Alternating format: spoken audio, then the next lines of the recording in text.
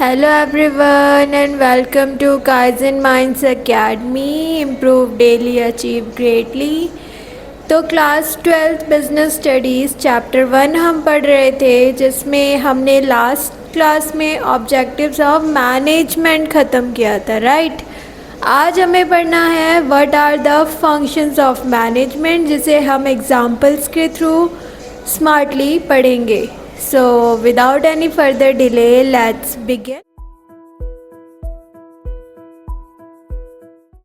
Okay, so हम start करते हैं फंक्शंस ऑफ मैनेजमेंट। उससे पहले हम समझते हैं हु इज़ अ मैनेजर।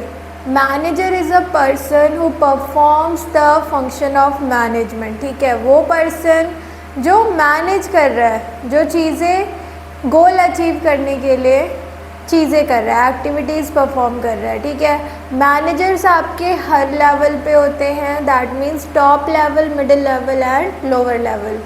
ठीक है, अब ये जो मैनेजर है ये क्या परफॉर्म कर रहा है, तो वो जो फंक्शंस होते हैं वो क्या होते हैं बेटा।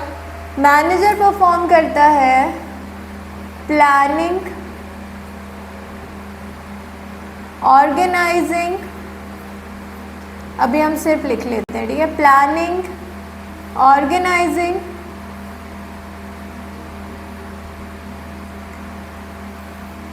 Staffing, directing,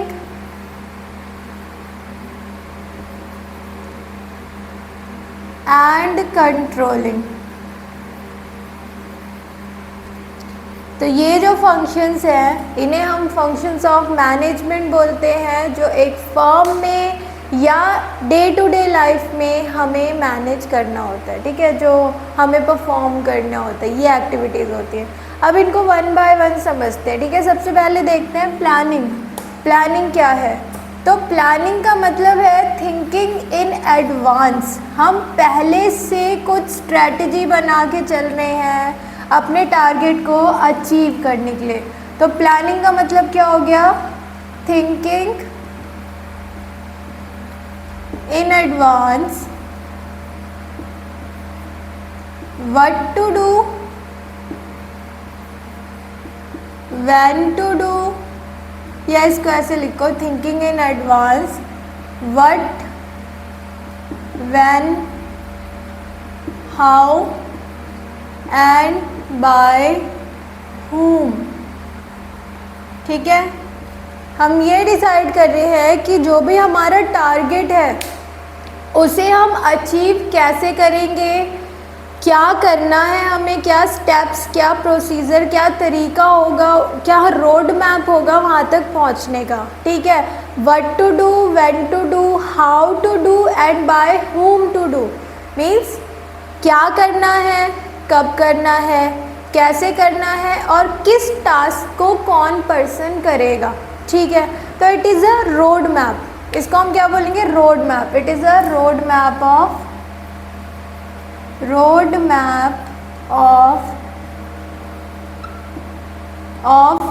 our goals. ठीक है, जो हमारा टारगेट है उसी को अचीव करना। जैसे सपोज एक एग्जांपल लेते हैं हम,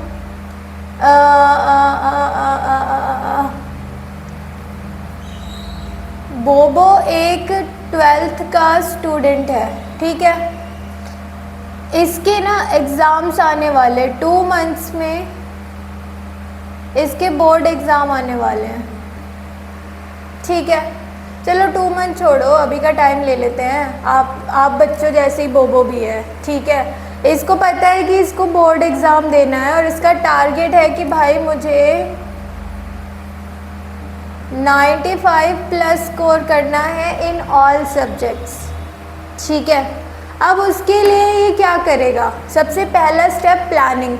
ये क्या करेगा, ये प्लान कैसे करेगा, he will decide and make a time table. Time table बनाएगा ना कि मैं कैसे पढ़ूँगा, कि मुझे क्या पढ़ना है। जैसे इसने टाइम टेबल बनाया कि मैं अकाउंट्स को 2 आवर्स दूंगा दिन में, बीएसटी को मैं सपोज़ 1 आवर दूंगा, ऐसे ही इको को मैं अगेन 1 आवर दूंगा, एंड मैथ्स को मैं 3 आवर्स दूंगा। ठीक है, ऐसे इसने डिसाइड किया। तो ये क्या है, ये वो प्लान कर रहा है, अभी वो एक रोड मैप बना रहा है कि मुझे 95% स्कोर लाने हैं, तो उसके लिए ना मैं इस तरीके से अगर डेली पढ़ूंगा तो फिर मेरे 95 प्लस आ सकते हैं।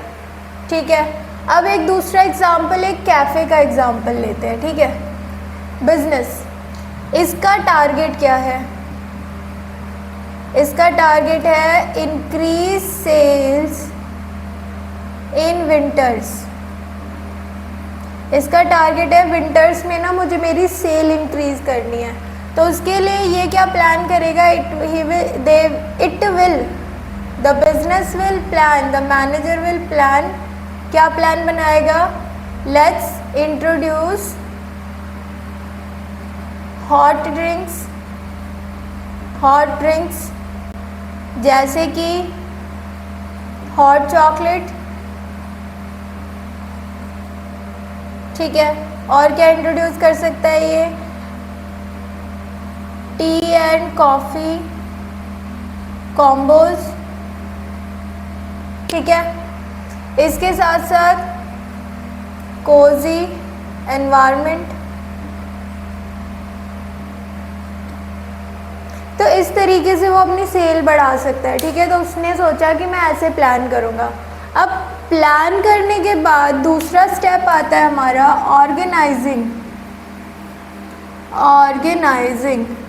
ऑर्गेनाइजिंग में क्या है कि arrange resources to execute the plan, या अगर हम बिजनेस की टर्म में बात करें तो to club the activities, the jobs which are going to be perform.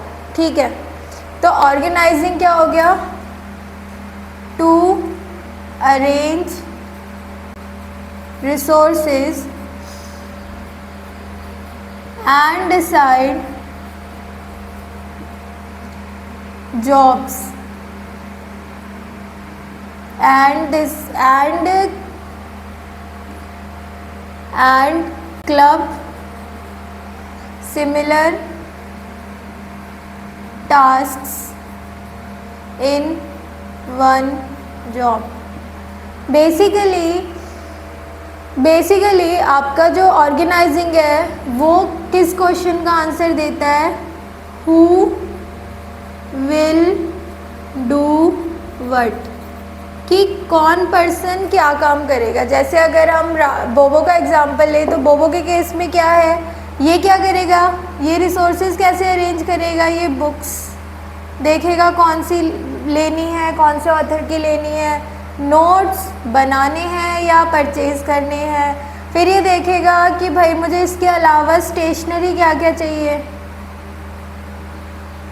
उसके बाद ये देखेगा मेंटोर चाहिए या नहीं चाहिए, किस सब्जेक्ट के लिए मुझे कोचिंग चाहिए, किसके लिए नहीं चाहिए। ठीक है, क्या मैं ऑनलाइन कोचिंग लूँ या ऑफलाइन लूँ, क्या बेटर रहेगा मेरे लिए। तो ये सब क्या कर रहा है? वो रिसोर्सेज अरेंज कर रहा है कि मुझे किस तरीके से क्या काम करना है। कैफ़े के केस में ऑनर ने क्या किया, वो क्या करेगा? ऑनर या मैनेजर क्या करेगा? वो जॉब्स को डिवाइड कर देगा, विल डिवाइड टास्क्स। ठीक है, बहुत सारी एक्टिविटीज़ होती है उनको डिवाइड कर देगा। जैसे एक तो कुकिंग के लिए चाहिए होगा, कोई कुकिंग करेगा आके, कोई क्या करेगा? कस्टमर्स को हैंडल करेगा। ठीक है, कोई क्या करेगा? बिलिंग करेगा। ठीक है, बिलिंग काउंटर पे होगा। कोई क्लीनिंग भी करेगा। ठीक है, तो ऐसे करके टास्क बांट दिए, जॉब्स बांट दी। तो ऑर्गेनाइजिंग में हम क्या करते हैं? हम जॉब्स को बांटते हैं। हम जितनी भी एक्टिविटीज़ होती है ना ऑर्गेनाइजेशन में, उनको डिफरेंट जॉब्स में, डिफरेंट टास्क में क्लब कर देते हैं। ठीक है, दैट इज़ ऑर्गेनाइजिंग। अब ऑर्गेनाइजिंग के बाद हमारा नेक्स्ट स्टेप क्या आता है? देखो नेक्स्ट स्टेप आता है हमारा ऑर्गेनाइजिंग के बाद स्टाफ। देखो अब हमें टास्क डिसाइड हो गए, अब नेक्स्ट स्टेप हमारा होगा स्टाफिंग। नाम ही सजेस्ट कर रहा है getting right person for the job. ठीक है, कि जो भी टास्क होंगे उससे रिलेटेड राइट पर्सन। अब क्या स्टूडेंट भी स्टाफिंग कर सकता है? हाँ कर सकता है। जैसे बोबो को समझ में आया कि कुछ सब्जेक्ट है जो वो सेल्फ स्टडी से नहीं कर पाएगा, उसके लिए उसे क्या चाहिए? गाइडेंस चाहिए, एक मेंटोर चाहिए, एक ट्यूटर चाहिए। तो उसने क्या किया? उसने ज्वाइन कर लिया Kaizen Minds Academy for accounts maths and eco. Account maths and eco के लिए उसने काइजन माइंड्स एकेडमी ज्वाइन कर लिया। ठीक है, यहाँ पर टीचर्स उसे पढ़ाने लगे। उसके अलावा उसने क्या किया कि यार सिर्फ टीचर्स के पढ़ाने से काम नहीं चलेगा या सेल्फ स्टडी से काम नहीं चलेगा, थोड़ी मोटिवेशन भी तो चाहिए, या थोड़ी एक साथ में कोई और भी तो होना चाहिए पढ़ने के लिए। तो उसने क्या किया? उसने ग्रुप स्टडी सेशंस ज्वाइन कर लिए। ठीक है, तो उसने ग्रुप स्टडी सेशंस ज्वाइन कर लिए, उसके जैसे सीरियसली पढ़ने वाले बच्चे एक साथ बैठकर पढ़ते हैं। ठीक है, तो ये क्या किया? उसने स्टाफिंग कर लिया अपनी परफॉर्मेंस को इम्प्रूव करने के लिए। टू इम्प्रूव हिज परफॉर्मेंस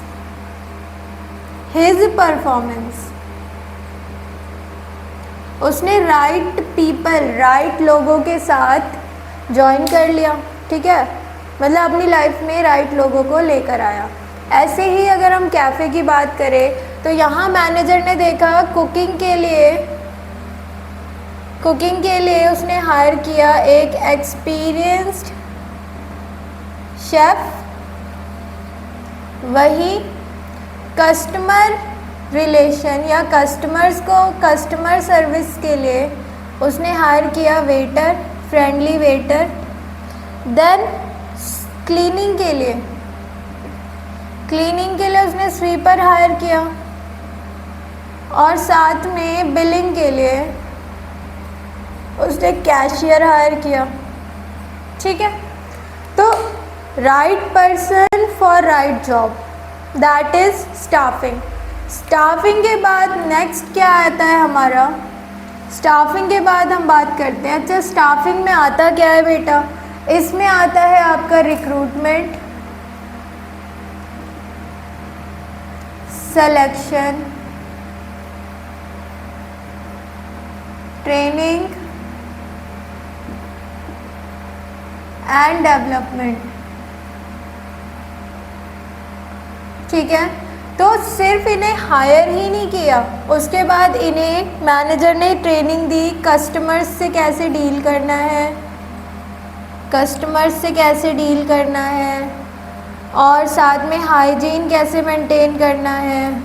तो इन सब चीज़ों की ट्रेनिंग भी प्रोवाइड की मैनेजर ने। तो ये हो गया स्टाफिंग का प्रोसेस। अब बंदे रख लिए, अब नेक्स्ट काम क्या होगा हमारा? डायरेक्टिंग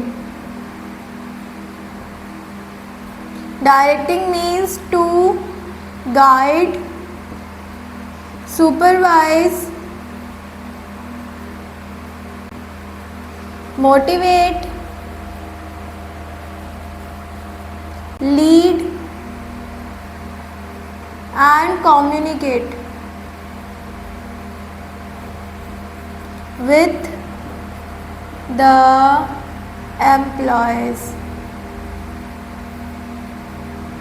ठीक है, मीन्स एम्प्लॉयज़ को गाइड करना, उन पे नज़र रखना, उन्हें एनकरेज, मोटिवेट करना, जहाँ ज़रूरत पड़े लीड करना, लीडरशिप दिखाना, और उनसे प्रॉपर कम्युनिकेशन रखना ताकि वो हमेशा अपने टास्क को सीरियसली ले और टास्क को विद इन टाइम कंप्लीट करें। ठीक है, दैट इज़ डायरेक्टिंग। डायरेक्टिंग मतलब डायरेक्ट करना, ऑर्डर देना, इंस्ट्रक्शंस देना, डायरेक्टिंग। ठीक है, अब एग्ज़ाम्पल 1, बोबो के केस में क्या था, बोबो ना अपनी मोटिवेशन लूज़ करने लगा था, उसकी मोटिवेशन कम हो गई थी। अब सेल्फ मोटिवेशन कितने टाइम तक रहती है, सबके बस की नहीं होती हाईली सेल्फ मोटिवेटेड रहना, ठीक है। कुछ कुछ टाइम आता है जब हमारी मोटिवेशन डाउन होने लगती है। तो ऐसे टाइम में इसके जो टीचर थे उन्होंने इसको मोटिवेट किया, ठीक है, मोटिवेट किया, गाइड किया, ठीक है, इसकी प्रॉब्लम्स जो थी उनको सॉल्व किया, ठीक है, उसको उसके गोल्स याद दिलाए, ठीक है, कि अरे तुम्हारे गोल्स है, तुम्हें तो क्या लाना है, तुम्हें तो 95 प्लस मार्क्स लाने हैं।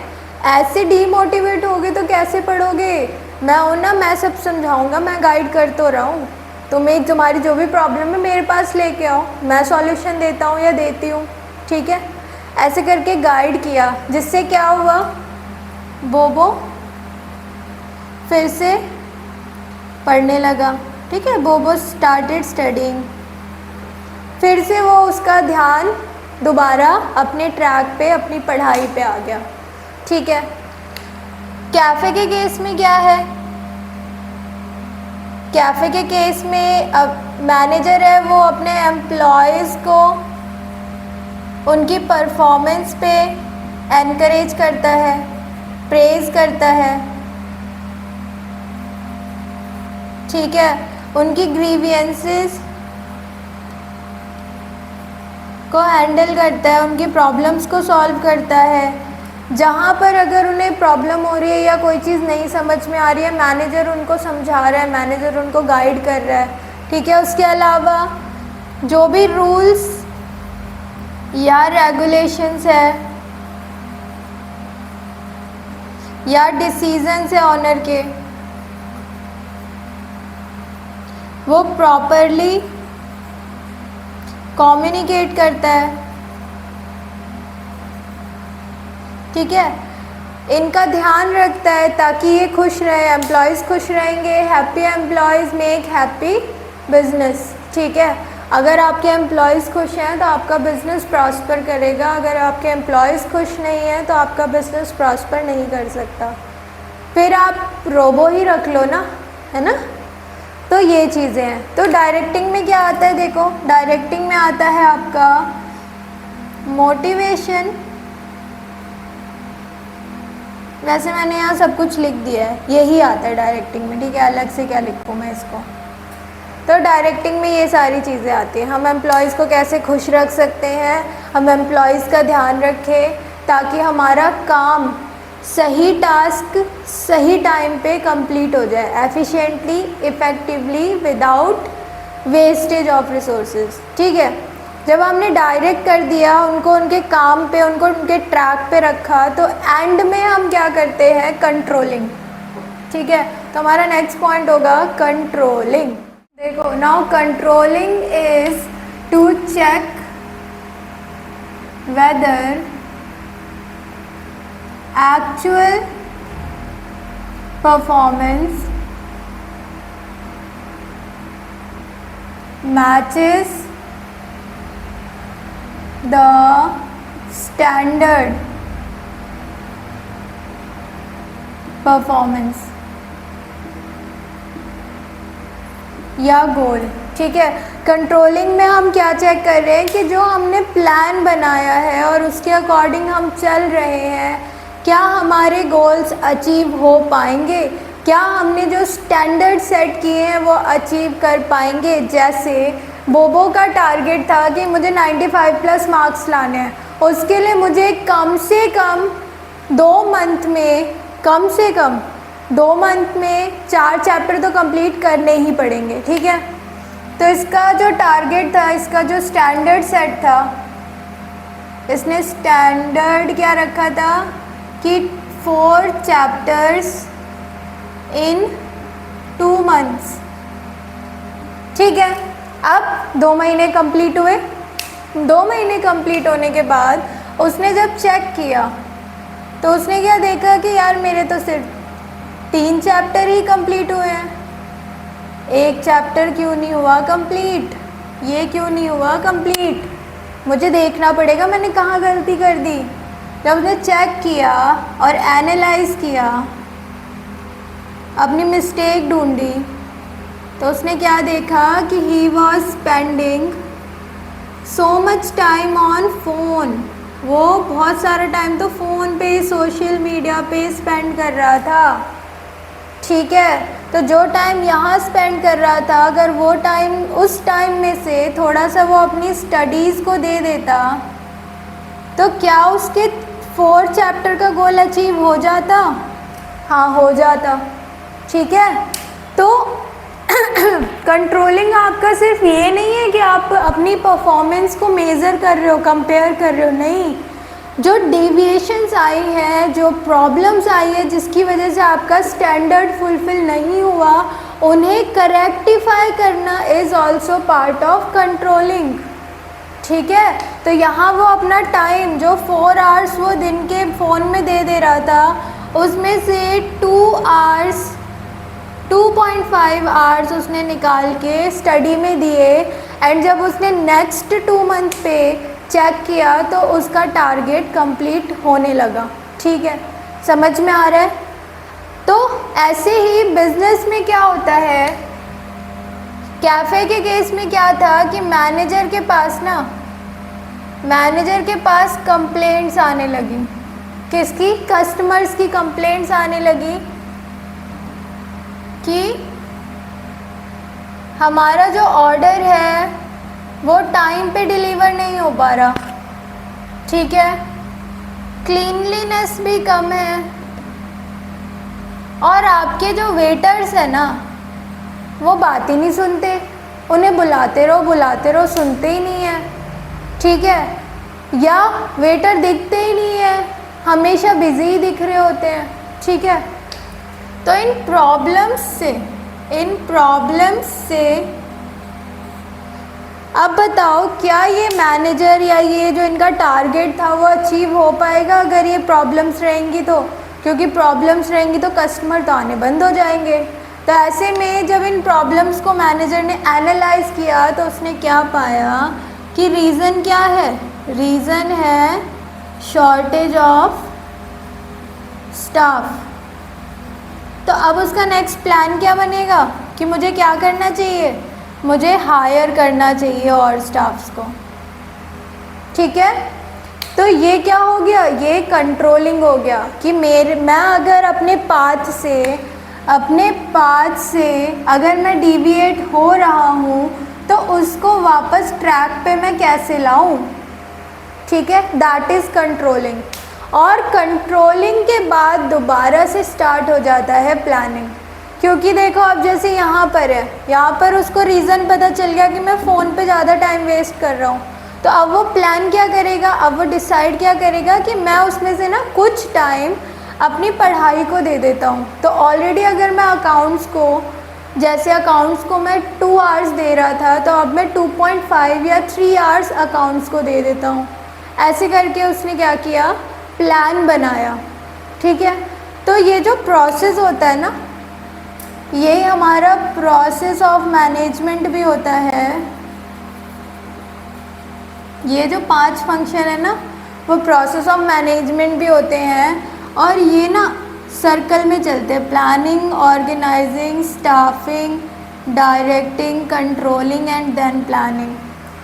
ठीक है, तो ये एक कंटिन्यूस फंक्शन है, और ये सारे के सारे फंक्शंस प्रोसेस है, और ये सारे के सारे फंक्शन एक दूसरे से जुड़े हुए हैं। तो आई होप आपको ये 5 फंक्शन अब समझ आ गए होंगे। अब एक बहुत इम्पॉर्टेंट टर्म है जो फंक्शन ऑफ मैनेजमेंट नहीं है बट एसेंस ऑफ मैनेजमेंट है। वो क्या है देख लो एक बार। देखो, वो जो टर्म है उसे बोलते हैं कोऑर्डिनेशन।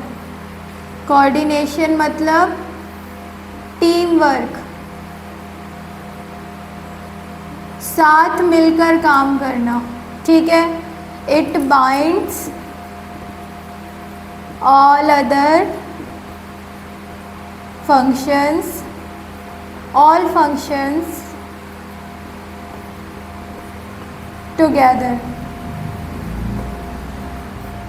ठीक है, तो कोऑर्डिनेशन क्या करता है, सारे फंक्शंस को बाइंड करता है। क्यों? क्योंकि देखो हमें हर जगह कोऑर्डिनेशन चाहिए।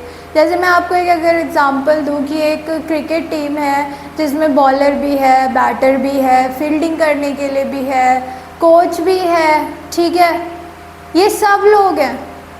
बट अगर इन सबको पता है कि इनका क्या टास्क है, सबको पता है कि उन्हें क्या करना है, बट अगर ये एक साथ मिलकर काम नहीं करेंगे, एक साथ मिलकर प्लान करके उसको एग्जीक्यूट नहीं करेंगे, तो क्या वो टीम जीत पाएगी या अच्छा परफॉर्म कर पाएगी? नहीं, है ना। तो इन सब को कोऑर्डिनेट करके काम करना इज़ कोऑर्डिनेशन, टीम वर्क। ठीक है, तो इस तरीके से ना कोऑर्डिनेशन इन सब से जुड़ा हुआ है और ये एक दूसरे से जुड़े हुए हैं। तो आप सिंपली ऐसे समझो कि coordination is the essence of management. Management किसी भी चीज़ को अच्छे से चलाना तभी पॉसिबल है जब टीम वर्क है, जब सब मिलकर काम कर रहे हैं। एक ऑर्गेनाइजेशन बिल्डिंग या चार दीवारों से नहीं, लोगों से बनती है। ठीक है, तो आई होप आज का टॉपिक आपको क्लियर हो गया होगा। अगर आपको कोई भी डाउट, कोई भी क्वेरी है, you can drop in the comment section and I will answer. ठीक है, तो फिर मिलते हैं नेक्स्ट क्लास में। Till then stay focused. इस टॉपिक को अपनी बुक से एक बार रीड कर लेना और अगर कोई भी इशू हो तो पूछ लेना। ठीक है, so see you in the next class. Bye bye.